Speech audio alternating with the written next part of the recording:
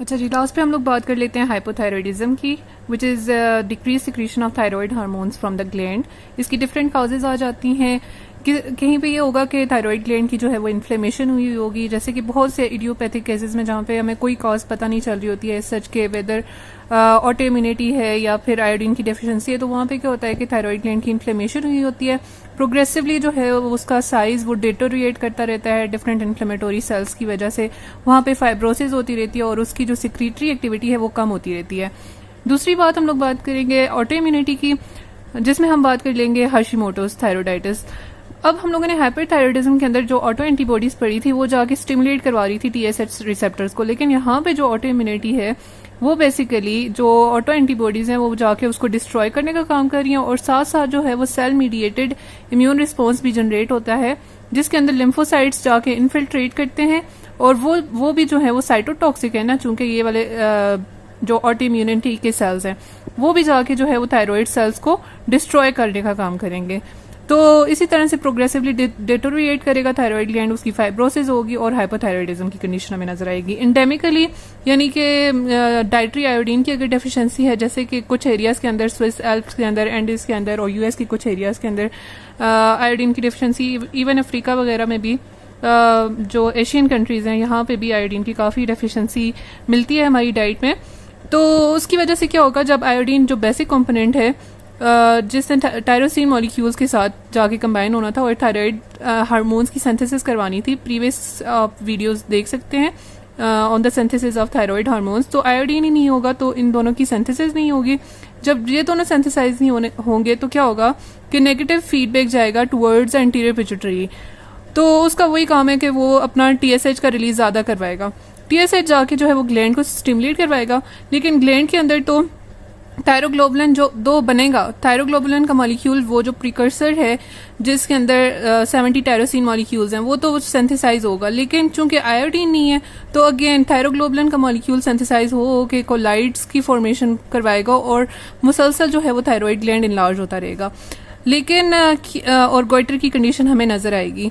लेकिन चूंकि आयोडीन नहीं है तो आयोडीन ना होने की वजह से हमारे पास थायराइड हार्मोन्स जो हैं वो सिंथेसाइज नहीं होंगे, दोबारा से जो है वो नेगेटिव फीडबैक जाएगा, अगेन TSH की रिलीज ज़्यादा होगा और बार बार जो है वो थायराइड ग्लैंड स्टिमुलेट होता रहेगा, थायरोग्लोबुलिन का मॉलिक्यूल बनता रहेगा और ग्लैंड की लार्जमेंट होती रहेगी। एक बात आपने याद रखना है कि ऑटो इम्यूनिटी के अंदर जो है वो गोइटर की कंडीशन हमें नजर नहीं आती, ठीक है, यहाँ पे कोई इनलार्जमेंट नहीं है क्योंकि प्रोग्रेसिवली जो ग्लैंड है वो डेटोरिएट कर रहा है, सही है। थर्डली जो है रेडिएशन या सर्जिकल रिमूवल के अंदर भी जो है वो हाइपोथायरॉयडिज्म की कंडीशन नजर आ सकती है। कुछ पेशेंट्स के अंदर इस तरह से होता है, हाइपरथायरॉयडिज्म की ट्रीटमेंट के बाद जो है वो पेशेंट्स एक्सपीरियंस कर रहे होते हैं हाइपोथायरॉयडिज्म को। देन फूड इंड्यूस, कुछ फूड्स के अंदर जो है वो प्रोपाइल थायोयूरेसिल लाइक मैकेनिज्म होता है, जो हम लोगों ने प्रोपाइल थायोयूरेसिल का मैकेनिज्म ही पढ़ा कि वो किस तरह से जो है वो थायराइड हार्मोन की सिंथेसिस को इनहिबिट करवाता है, जैसे कि कैबेज और टर्निप वगैरह। अब इसके साइन एंड सिम्टम्स की बात करें तो बिल्कुल ऑपोजिट है toward as compare to the hyperthyroidism. Again हम लोगों ने हर सिस्टम पे बात कर लेनी है, जो नॉर्मल फंक्शंस थे उन्हीं के रिलेटेडली अगर थायराइड हार्मोन की सिक्रीशन कम है तो ऑफ कोर्स मेटाबॉलिज्म कम होगी, ब्रेडिकार्डिया होगा, टाइटनेस होगी स्केलेटल मसल्स की, ठीक है, न्यूरोनल सिस्टम के ऊपर जो है वो स्टिमुलेशन वगैरह नहीं होगी, तो वो बंदा जो है वो टाइट फील करेगा।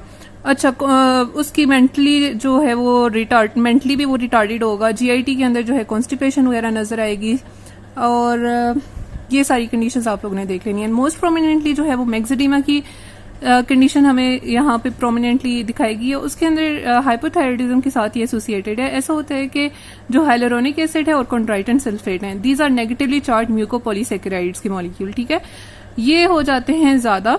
अब ये नेगेटिवली चार्ज है, ये जाके जो है वो पॉजिटिवली चार्ज एक तो प्रोटीन्स को के साथ बाउंड करेंगे और साथ साथ जो है वो सोडियम और वाटर वगैरह को अट्रैक्ट करेंगे इनटू द इंटरस्टिशियल स्पेस, और हमें जो है वो non pitting type of oedema नजर आएगा। डिफरेंट जो खास तौर पे जो है वो आईज के नीचे ज्यादा ये प्रोमिनेंट होता है फेस के ऊपर। देन एथेरोस्क्लेरोसिस की बात कर लेते हैं। हम लोगों ने ऑलरेडी इसकी फिजियोलॉजिकल फंक्शंस में पढ़ी हुई है एथेरोस्क्लेरोसिस की कंडीशन के। नॉर्मली जो थायराइड हार्मोन है वो LDL रिसेप्टर्स को ज्यादा करवाते हैं और प्लाज्मा में से जो है वो एक्सेसिव कोलेस्ट्रॉल को कम करवा देते हैं। अब जब T3 T4 कम होंगे तो LDL रिसेप्टर एक्सप्रेस नहीं होंगे और प्लाज्मा के अंदर कोलेस्ट्रॉल का लेवल जो है, बैड कोलेस्ट्रॉल का लेवल जो है वो इंक्रीज करता जाएगा। That can lead to atherosclerosis. अच्छा, डायग्नोस्टिक टेस्ट की बात कर लेते हैं। तो डायग्नोस्टिक टेस्ट में ऑफ कोर्स सिंपल सी बात है कि लैब डायग्नोसिस में हमें क्या मिलेगा, थायराइड हार्मोन्स कम मिलेंगे, BMR जो है वो नॉर्मल से डिक्रीज हुआ होगा अबाउट 30 to 50%। इसी तरह से जो TSH है वो नेगेटिव फीडबैक की वजह से इंक्रीज हुआ होगा। ट्रीटमेंट हम लोगों ने क्या करनी है, हम लोगों ने थायरोक्सिन कंटेनिंग टैबलेट्स वगैरह देनी है पेशेंट को।